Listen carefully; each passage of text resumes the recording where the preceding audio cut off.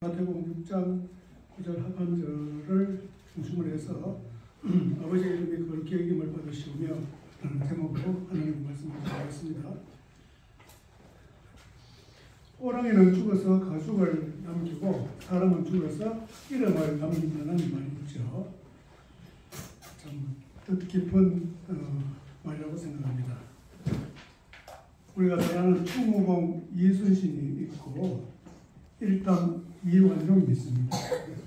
두 사람의 삶이 아주 분명하게 대조되는 그런 삶을 살았죠. 한 사람은 외조로부터 나라를 구했지만 또 한 사람은 일본의 나라를 팔아먹은 그런 일을 했습니다. 그 후손들의 일상에서는 어땠을까 하는 그런 생각도 좀 해보았습니다. 우리나라에서는 어른들의 이름을 함부로 부르지 못하게 하는 관습이 있죠. 상대방의 부친의 이름을 물을 때 좀 배운 사람들 같으면 부친의 이름이 뭐냐고 묻지 않고 어떻게 합니까? 부친의 성함이 어떻게 되느냐, 부친의 조남이 어떻게 되느냐 이렇게 묻죠. 예를 들어서 우리 언제나 이제 누가 그렇게 묻는다면 우재형입니다 라고 대답하면 옛날 같으면 아이고 저 삼놈 이렇게 소리 듣습니다. 이때 대답은 어떻게 하느냐면 저희 아버님 함자는 우제자 형자입니다 이렇게 해야 됩니다. 그러니까 그냥 보통 사람 부르듯이 이름 부르듯이 그렇게 이제 부르면 안 된다는 거죠.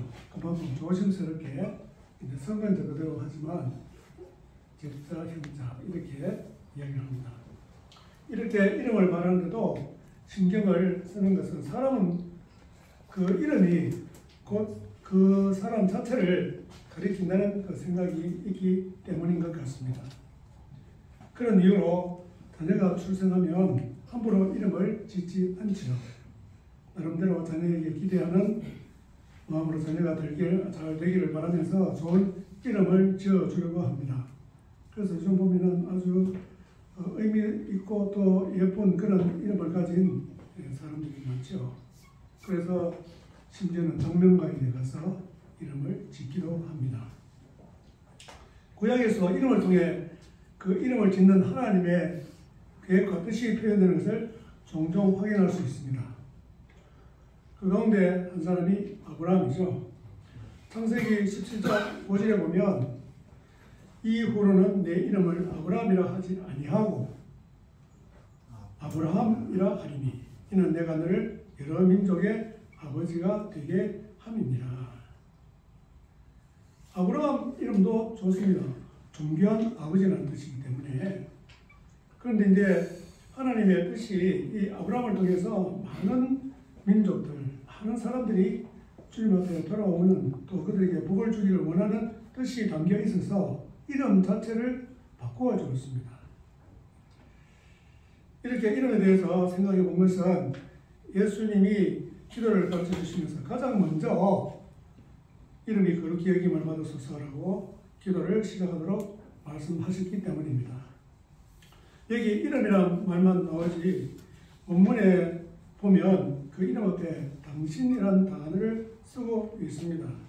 그런데 우리가 하나님께 당신 이렇게 하니까 조금 이상하잖아요. 사실 부부간에 당신이라 하는 그걸 좀 존중하는 그런 뜻이 있습니다. 그리고 당신을 제3자를 부르면서 이야기할 때는 아주 높이는 그런 뜻이 있습니다. 예를 들어서 이제 돌아가신 어머님에 대해서 이야기할 때 그래 어머니는 그 당신 자신이 뭐 이렇게 이런 식으로 말을 하거든요. 그건 아주 높이는 그런 뜻입니다. 그런데 이제 하나님 앞에 이 당신 하니까 좀 이상해서 그걸 이제 빼버렸습니다. 그렇지만 영어 성경에 보면 전부 다 your name이라고 쓰고 있습니다. 죄수는 교도소에 들어가면 자신의 이름으로 불리지 않고 그에게 주어진 죄수 번호로 불리죠. 실제 교도소를 다녀온 사람의 이야기를 해보면 죄수 번호로 불리게 될 것이라는 말을 들으면 아 이곳에서는 내가 사람이 아니구나 하는 생각이 든다고 합니다. 자신의 이름이 있지만 죄수 분으로 보이니 인간으로서의 존재감을 느끼지 못하기 때문이죠. 이처럼 이름이라는 것이 단지 부르기 위해서만 존재하는 것은 아닌 것 같습니다. 그 사람의 존재를 하나님의 이름으로, 하나의 이름으로 드러내는 역할을 하는 것이기 때문에 우리는 자신의 이름이 더럽혀지는 일이 없도록 노력할 필요가 있습니다. 여러분, 시인 이육사 아시죠? 그 중학교나 보면은 뭐 청포도 이런 시가 이제 올라와 있고 그죠? 그래서 이육사는 원래 이름이 이원록입니다. 그 일제 강점기 때 끝까지 민족 양심을 지키면서 죽음으로 일제 한가한 시인이죠. 그분의 죄수 번호가 264입니다. 그걸 그냥 읽으면 이육사가 되죠. 그래서 오히려 그것을 필명으로 사용했는데 그렇게 한 이유는 잘 모릅니다. 하지만 자신의 입장을 오히려 사람들에게 알리려는 의도가 있었던 게 아닌가 하는 생각이 듭니다. 자기가 일제 한가는 그런 데 시로서도 사역을 하다 보니까 그렇게 필명을 짓고 우리는 이원록이라는 본명보다는 이육사라고 너무나 잘 알고 있죠. 우리나라와 비슷하게 예수님 당시에 이스라엘 사회에서도 사람 이름을 아주 중요하게 생각했습니다. 이름을 가진다는 것은 그만큼 중요합니다. 이름이 사람에게 그렇게 중요하다면 하나님께는 오죽 그렇겠습니까? 그런 까닭에 하나님은 자기 이름에 대해 특별한 관심을 보이십니다.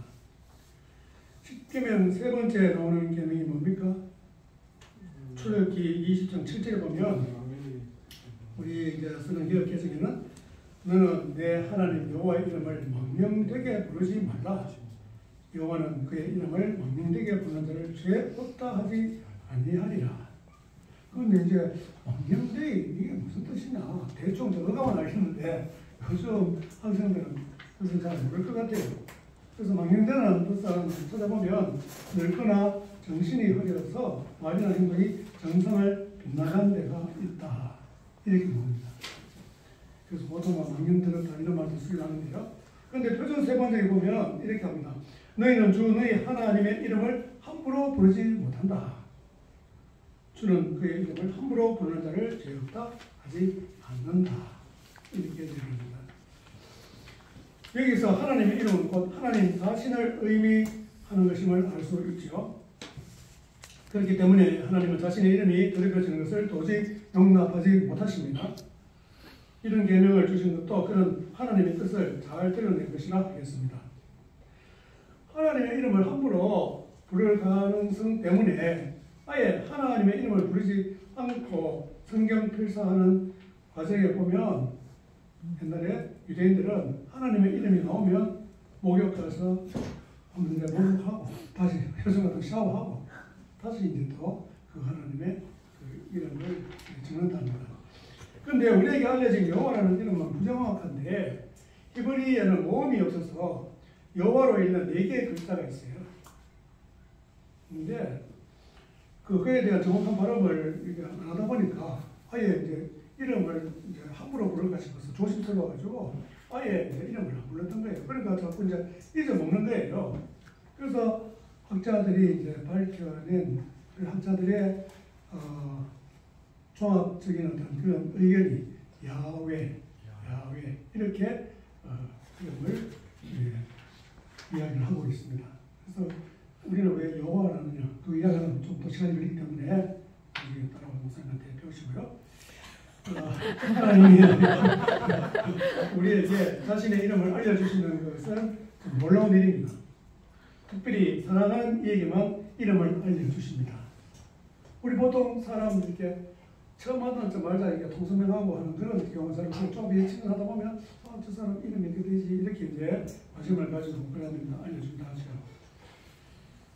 그런데 하나님의 이름을 안다는 것은 진짜 엄청난 특권입니다. 그런 특권을 누린 자를 우리는 알고 있죠. 누굽니까? 바로 모세입니다. 모세를 불붙은 떨기나무 앞에서 하나님을 모세는 불붙은 떨기나무 앞에서 하나님을 만나고 이스라엘 민족을 구원하라는 소명을 받았습니다. 출애굽기 3장 13절 보세요. 모세가 하나님께 아뢰되 내가 이스라엘 자손에게 가서 이르기를 너희의 조상의 하나님이 나를 너희에게 보내셨다면 그들이 내게 묻기를 그의 이름이 무엇이냐 하리니 내가 무엇이라고 그들에게 말하리까. 역시 모세가 똑똑한 것 같아요. 그래서 모세의 요청에 하나님은 처음으로 자신의 이름을 알려주십니다. 그 이름이 무엇입니까? 14절에 보니까 하나님이 모세에게 이르시되 나는 스스로 있는 자라. 이르시되 너는 이스라엘 자손에게 이같이 이르기를 스스로 있는 자가 나를 너희에게 보내셨다 하라. 자, 하나님이 나는 스스로 있는 자라 이렇게 알리셨는데 이름이 좀 특이하죠. 그 뜻을 알기가 어렵습니다. 원문을 보면. 그런데 이제 영어로 번역하는 것을 보면 그 의미가 나는 나다 이렇게 해석할 수 있는데 그게 이름이라는 건 참 이상하잖아요.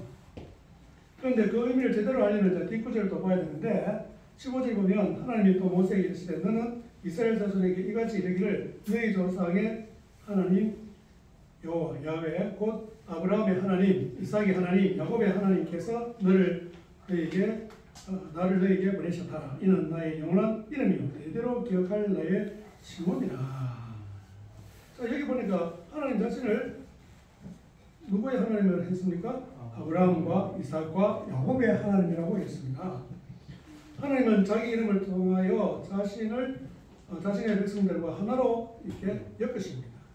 즉 그들과 함께함으로 언약을 성실하게 성취하시는 하나님으로 자신을 계시하신 것입니다. 뿐만 아니라 하나님은 그 언약에서 내가 반드시 너와 함께 있으리라고 약속하셨습니다. 이런 맥락에서 보면 나는 나다라는 말의 의미는 나는 너와 함께 있는 자로서 나다라고 해석할 수 있습니다. 또한 이 문장을 나는 나일 것이다 로 해석할 수 있는데 그러면 이 말은 결국 무슨 뜻이냐면 사람들이 앞으로 내가 하는 일을 보고 내가 하나님이라는 것을 알게 될 것이다 이런 의미입니다. 그래서 저도 이제 신대원에 들어가서 1학년 때 구약을 가르치는 이제 교수님의 이런 해석을 듣고 그런 뜻이구나. 그러고 보니까 하나님께서 이스라엘 역사 가운데 계속해서 자기 자신을 드러내시면서 가르쳐 주신 그런 것을 이해할 수 있겠더라고요. 처음으로 야훼라는 이름이 가진 깊은 의미가 모세에게 계시되었습니다. 그리고 하나님이 그 백성과 함께하여 언약을 신실하게 지키시는 행위를 통해서 그 이름의 의미와 영광이 더 선명하게 드러나게 됩니다.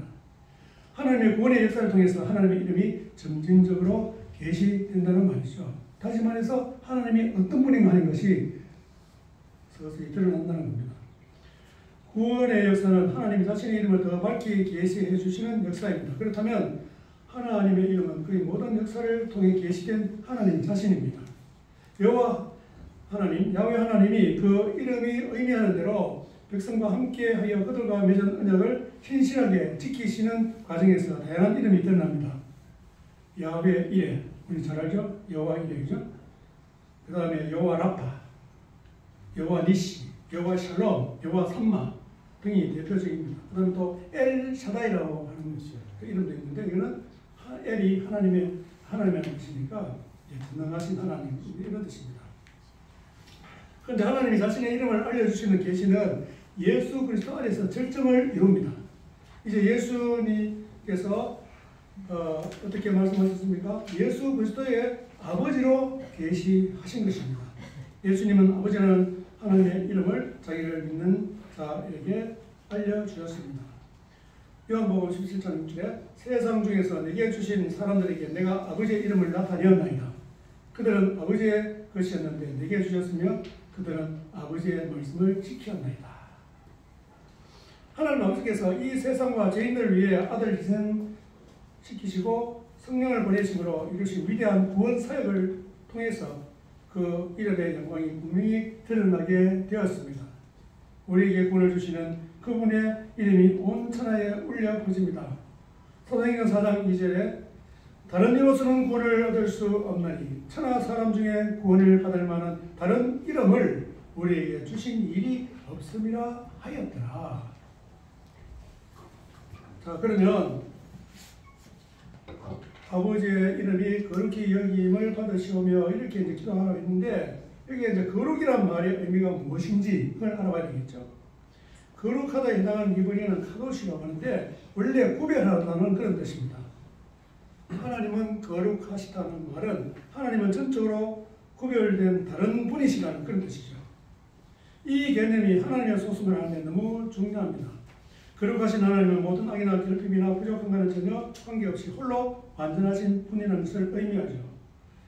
또한 그것은 다른 피조물과 구별되어 계신 분, 오염, 부패, 불결 등과 완전히 떨어져 구별되어 계신다는 것이고, 또한 도덕적으로도 순수하신 분이라는 것을 의미합니다. 하나님의 성품으로 따지자면 너무 많은 것을 이야기할 수 있을 것입니다. 그러나 성경에 나타나는 하나님의 속성을 말한다면 거룩하신 하나님, 이것이 그 모든 것을 가장 포괄적으로 표현한 것이라는 생각이 듭니다. 그렇다면 모든 이교의 신앙과는 차별이 되고 모든 피조물과도 차별되는 분으로 말할 수 있는 표현이 바로 거룩하다는 말이라 할 수 있을 것입니다. 이런 분이시기 때문에 하나님 아버지의 이름이 거룩히 여김을 받으셔야 한다는 겁니다. 그러면 누구한테 거룩히 여김을 받으셔야 하느냐는 것이죠. 여기는 세 가지 차원이 있습니다. 첫 번째는 하나님 당신 자신이 거룩하신 분이심을 여러 가지로 우리에게 계시해 주시기를 바란다는 의미가 있습니다. 지금까지 하나님 이름을 다양하게 알게 하신 것은 모두 하나님은 어떻게 우리 피조물과 다른 분이신지를 잘 드러내는 일이었습니다. 그런 하나님을 우리는 성경에서 더 분명하게 알 수 있습니다. 그렇기 때문에 그런 하나님을 더 분명히 깨닫게 해주시기를 바라는 의미가 들어있죠. 뿐만 아니라 하나님이 거룩하신 분이시라는 것을 우리의 삶 가운데 더 구체적으로 역사하셔서 하나님의 하나님 되심을 더 알아갈 수 있기를 소원하는 것이기도 합니다. 둘째는 바로 우리가 하나님의 이름을 거룩히 여겨야 한다는 말입니다. 이것은 바로 우리의 삶을 통해 드러나야 하는 하나님의 거룩하심입니다. 이것은 우리 삶에서 하나님의 성품이 드러나야 된다는 것이죠. 우리는 분명히 하나님의 형상으로 지음받았기 때문에 우리의 말과 행동과 성품을 통해서 하나님을 감지할 수 있도록 해야 할 것입니다. 다른 사람이 내게 그렇게 해주기를 바라는 것이 아니라 우리 자신이 하나님을 사랑하고 이웃을 내 몸과 같이 사랑하는 크신 주님의 계명을 실천함으로, 즉 예수님과 같은 삶을 살아감으로 인해 하나님의 거룩하심을 드러내야 할 것입니다.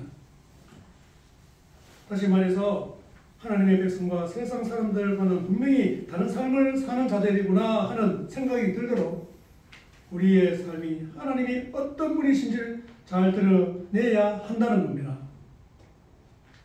저는 이 말씀을 준비하면서 이런 생각을 하게 될 때 너무나 좀 두려운 그런 마음까지 들었습니다.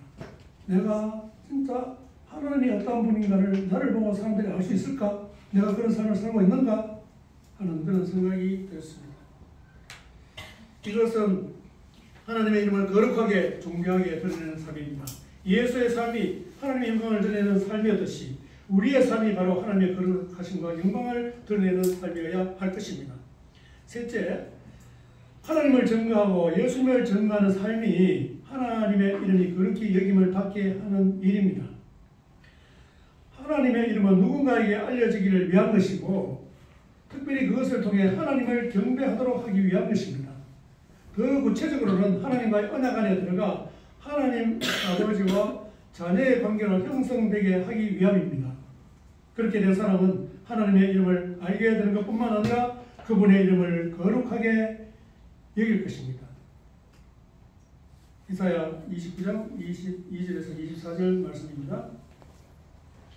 그러므로 아브라함을 구속하신 여호와께서 야곱 족속에게 대하여 이같이 말씀하시되 야곱이 이제는 부끄러워하지 아니하겠고 그의 얼굴이 이제는 창백해지지 아니할 것이며 그의 자손은 내 손이 그 가운데서 행한 것을 볼 때에 내 이름을 거룩하다 하며 야곱의 거룩한 일을 거룩하다 하며 이스라엘의 하나님을 경외할 것이며 마음이 혼미하는 자들도 청명하게 되며 원망하는 자들도 교훈을 받으리라 하셨느니라. 하나님의 이름이 알려질 때 사람들에게 구원이 임합니다. 사람들은 하나님의 이름을 거룩하다고 말하며 하나님을 경외하게 됩니다. 따라서 하나님의 이름이 거룩해지는 것은 하나님의 이름이 알려지고 그분의 구원이 나타난 결과입니다. 이르듯 하나님은 그분 자신이 알려지기를 원하십니다. 그리고 하늘에 계신 하나님의 이름을 알려지고 그렇게 여김을 받을 때 이 땅에 생명이 임하는 것입니다. 그때 사람들은 하나님을 아버지로 모시고 살아가게 될 것입니다. 그분의 이름에 합당한 영광을 돌리며 살아갑니다. 하나님은 잃어버린 자녀들이 다시 하나님 앞으로 돌아오기를 기다리시며 그들이 돌아오면 너무나 기뻐하시는 분이십니다. 이 기도는 우리에게 이런 사실을 일깨워줍니다. 따라서 이 기도는 한편으로 선교적인 기도이기도 한 것입니다. 우리가 보통 이제 전도한다, 선교한다 이렇게 하면서 단순히 복음을 그냥 간단하게 전하고 예수에 대해서 설명하고 하나님 앞에 하나님이 어떤 분인가 설명하고 하는 것으로 우리가 복음을 다 전했다 이렇게 착각하는 경우가 많은데 그게 전도나 선교의 전부가 아닙니다.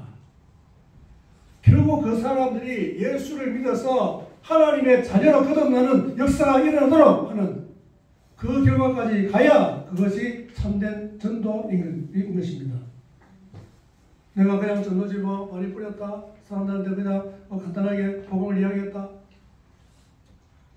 그거는 전도를 하기 위한 그 사전 작업이다. 이렇게 이야기할 수밖에 없는 것이죠. 자, 그럼 마지막으로 왜 이런 기도를 먼저 하도록 하시는지 이에 대해서 생각해 봐야 합니다. 만일 하나님의 이름이 그렇게 여김을 받지 못한다면 우리가 이 땅에서 하나님 나라가 임하기를 기원하고 소망하는 것은 모두 헛된 일이 됩니다. 왜냐하면 하나님 나라는 하나님을 거룩하게 여기지 않는 사람들에게는 임하지 않기 때문입니다. 마찬가지로 우리는 이 땅에 하나님의 뜻이 이루어지기를 기도하지만 우리 계속해서 이제 하나님 나라가 임하시오시며 또 우리 또 공부하게 되고 하나님 뜻이 이루어지기를 또 기도하는 그 의미를 우리 공부하게 될 것인데 그렇게 기도하지만 하나님의 뜻은 결코 하나님을 경외하지 않는 사람들에 의해서 이루어지지 않는다는 것입니다. 그러므로 경건의 근본 그리고 우리 삶과 사회 변화의 기본은 인격이신 하나님 앞에서 우리가 갖는 자세에서 시작되는 겁니다.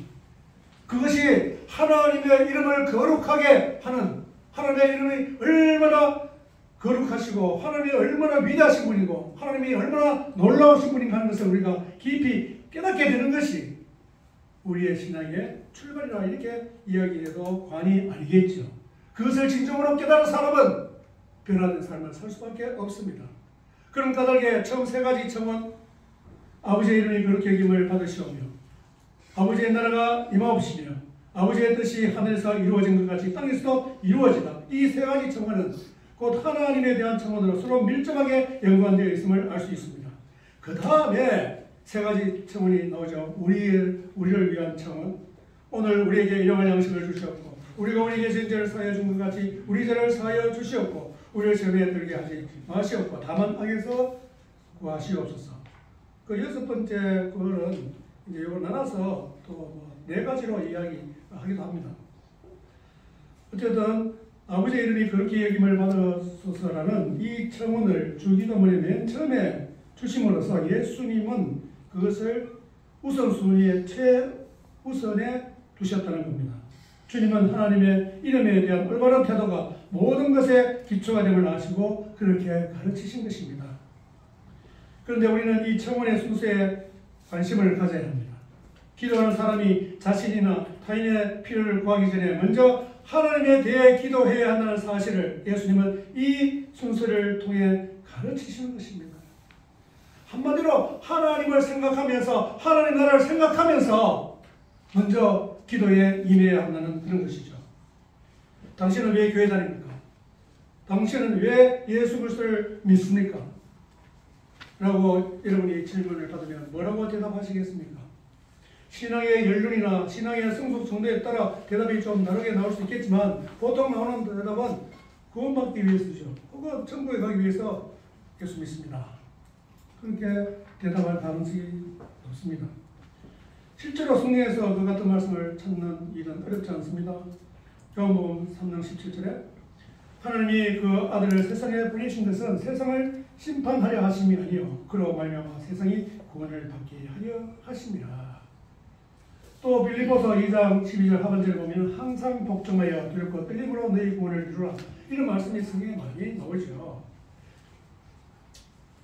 여기 앉아 계신 분들은 각자 삶의 여정이 다르고 신앙생활의 여정이 다를 것입니다. 하지만 믿음의 길 위에 있는 이유는 구원을 받기 위해서 혹은 우리가 구원을 온전히 이루기 위한 것이라 할 수 있습니다. 그런데 그것이 충분한 대답이 아니라는 것을 알아야 합니다. 우리는 누구나 예수 그리스도를 믿는 자들로서 우리의 구원이 가장 최우선의 과제로 여길 수 있습니다. 우리가 전도할 때 다 그렇게 하지 않습니까? 하지만 예수 그리스도 안에서 전능자 하나님을 만나고 그분을 하늘에 계신 아빠라고 부르며 섬기다 보면 믿음의 삶의 목적이 나로부터 하나님께로 옮겨지게 됩니다. 그것이 신앙이 얼마나 성숙했는가 하는 것을 보여주는 하나의 척도이기도 합니다. 그러면서 전능자 하나님 앞에서 나는 아무것도 아니구나 하는 것을 깨닫게 되는 것이죠. 이런 기도의 순서는 결국 우리의 삶이 지향하는 바가 어떻게 해야 하는 것을 잘 가르쳐 줍니다. 우리는 지금 하나님 나라의 백성이 되었기 때문에 기도에서뿐만 아니라 우리의 삶의 여러 부분을 우선순위에서도 하나님 나라의 관점에서 우선순위를 정해야 한다는 사실을 알아야 합니다. 우리가 살면서 얼마나 그렇게 하고 계십니까? 세상적인 사람들 하는 이야기, 그 사람들의 이야기에 귀를 기울이고 관심을 가지고 돈에 관심, 성공에 관심 이런데 우리가 귀를 기울이고 있는 것은 아닙니까? 달리 말하자면 하나님이 보시는 가치 기준으로 우리의 삶의 각 부분이나 영역에서 모든 일을 크게 걸맞게 위치시켜야 한다는 사실을 결코 잊어서는 안 됩니다. 하나님 앞에서 어떻게 사느냐는 하나님을 향한 우리의 태도와 하나님이 어떤 분이신지에 대한 우리의 생각에 의해서 결정되기 때문입니다. 어떤 예배나 경배도 그리고 어떤 순종도 하나님의 이름을 존중하지 않는 마음으로부터 흘러나올 수는 없습니다. 예수님은 하나님의 이름을 어떻게 바라보느냐가 하나님을 향한 마음의 태도를 보여준다고 말씀하십니다. 즉 하나님의 이름에 대한 존경심이 없다는 것은 하나님을 향한 존경심이 없다는 사실을 가장 분명하게 보여주고 있다는 말이죠. 우리가 기도할 때 하나님에 대한 청원을 먼저 해야 하는 이유는 우리의 존재 근거가 하나님께 있다는 것이고 우리의 기도의 토대도 하나님께 있다는 사실에서 찾아야 할 것입니다. 게다가 우리의 신앙생활에서 늘 하나님을 우선적으로 생각해야 한다는 사실을 잊어서는 결코 안 됩니다. 오늘 이 설교를 준비하면서 저 자신에 대해서 생각해 보았습니다. 오늘 말씀을 통해 배우게 된 사실이 하나님의 은혜로 저의 삶에도 어느 정도 이루어진다는 것을 알고는 주님께 진정으로 감사하는 마음을 가졌습니다. 청년 시절 9번이나 20일 금식 기도를 한 적이 있는데 그때 영적으로 지도하시던 장로님이 한 번은 제게 질문했습니다. 자네는 무슨 기도 제목을 가지고 그렇게 금식하며 기도하는가? 그때 제가 이렇게 대답했습니다. 오직 하나님의 영광을 위해서 살고 싶고 제가 올바른 신앙의 길을 걸어갈 수 있도록 해달라고 기도합니다. 그렇게 대답했습니다. 제가 신앙생활하는 과정에서 그렇게 살아가려고 노력했습니다. 물론 하나님 보시기에 부족한 부분이 많이 있을 겁니다. 그래도 하나님은 저를 지금까지 하나님의 선하신 뜻 가운데 저의 삶을 인도해 오셨음을 믿습니다. 게다가 저는 처음부터 기복적인 신앙을 생각했던 적이 없었고 제 자신의 문제로 기대할 경우가 있을 때도 어느 정도 제 기도에 분량을 차지하는 것이 있었지만 단순히 저의 유익을 위한 기도는 거의 없었습니다. 물론 진로라든지 결혼 문제라든지 이런 큰 문제를 두고는 많이 기도했죠. 그것도 제 어떤 개인적인 어떤 유익을 위한 그런 방향에서 기도했던 적은 없습니다. 또 인간적인 어려움과 슬픔을 당하는 일들이 있었지만 한 번도 하나님을 원망하거나 하나님께 섭섭한 마음을 가지지 않았습니다. 그런 모든 과정이 하나님의 크신 뜻 안에서 하나님의 영광을 드러내게 하실 일이라 믿었기 때문입니다. 게다가 하나님은 제게 목사라는 직분까지 가지게 하셔서 참으로 감사한 마음을 가집니다. 그래서 저는 의사보다는 목사로서의 정체성을 더 중요하게 생각합니다.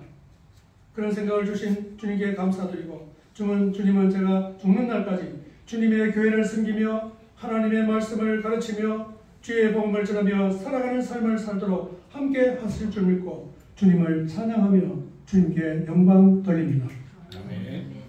하나님 아버지 감사합니다.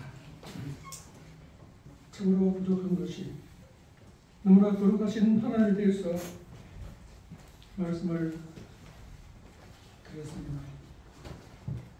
참으로 말씀을 전하고 나서도 참 부끄러움을 느낍니다.